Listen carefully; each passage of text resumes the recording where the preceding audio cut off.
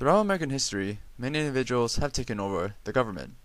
Most, however, lost authority because of their selfish or unpopular acts that they have enforced. This can be shown in the three following time periods: Federalist, Jefferson, and Jackson eras.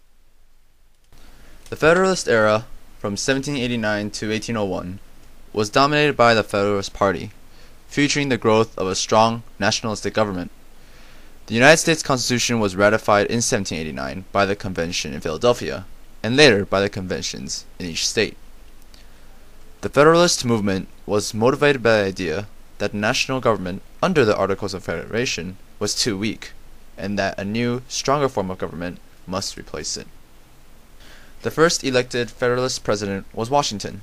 He picked Thomas Jefferson as Secretary of State and Alexander Hamilton as Secretary of the Treasury. Jefferson and Hamilton held opposing political ideas. Hamilton believed in a strong, centralized government led by upper-class citizens. Jefferson distrusted a strong, centralized government and the rich. He favored a strong state and local government rooted in popular participation. As a result, Washington's cabinet diverged. Those who shared Hamilton's vision of a strong central government called themselves Federalist. Those who supported Jefferson of a strong state government called themselves Republicans. Regardless of the split, in the presidential election of 1796, the Federalist nominated Vice President John Adams for president, won the election. During Adams' presidency, however, he ran several acts that eventually weakened his support. For example, the Alien Sedition Acts. Ostensibly, this act intended to protect American citizenship. In reality, it was to bolster the power of the Federalist Party. This act allowed the government to prosecute a number of Republican editors, publishers, and politicians. By 1800s, Jefferson wins presidential election, and the Jefferson era began. Jefferson was the first president to take office in the new federal capital, Washington, D.C. He emphasized the importance of a strong state and local government. He simplified his power with a series of symbolic gestures. For instance, he walked to his own inauguration instead of riding in a carriage. Rather than wearing ostentatious clothing, he wore work clothes and frayed slippers when receiving visitors. Jefferson also shrunk the government and cut costs wherever possible. He reduced the size of the army, halted a planned expansion of the navy, and lowered expenses. He also eliminated all internal taxes and strongly supported free markets, rather than government-regulated markets. This shift underscores Southern dominance and declining influence of both New England and the Federalists. As the Southern increased in political power, so did the importance of the West. Americans continued their westward migration across the Appalachians. This migration worked in favor of Jefferson's party, because settlers in the new states tended to vote for Democratic Republicans. During Jefferson's term, he sent two explorers, Lewis and Clark, to map new territories. Their expedition is seen by many historians to be the start of the Great Western Migration. Many events in Jefferson's second term led to the War of 1812.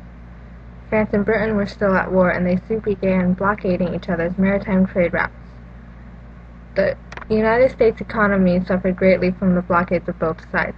Tension between Great Britain and the United States increased, especially when British attacked the American ships in American sovereign waters. Jefferson responded by boycotting British goods. However, it was not effective enough. Jefferson then called and passed the Embargo Act of 1807.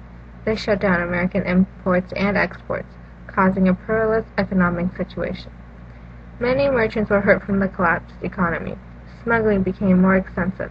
This led to the decline of Jefferson's authority. Jefferson's ideas were carried out through President James Madison, 1808 through 1816, James Monroe, 1816 to 1824, and John Adams, 1824 to 1828. During Adams' term, he appointed Clay as Secretary of State. Jackson and his angry followers charged that a corrupt bargain had taken place, and immediately began their campaign to the wrest the presidency from Adams in 1828. Adams did not bear this easily and lost his presidency to Andrew Jackson. The Jackson era began when Andrew Jackson was elected as president. Andrew Jackson helped institute the National Political Nominating Convention, defended the spoils system, and opened millions of acres of Indian land to white settlement. Jackson's election in 1828 signaled the rise of common man. He was elected by Western and Eastern workers, eliminated property qualifications for voting in most states, and changed the nature of political campaigns.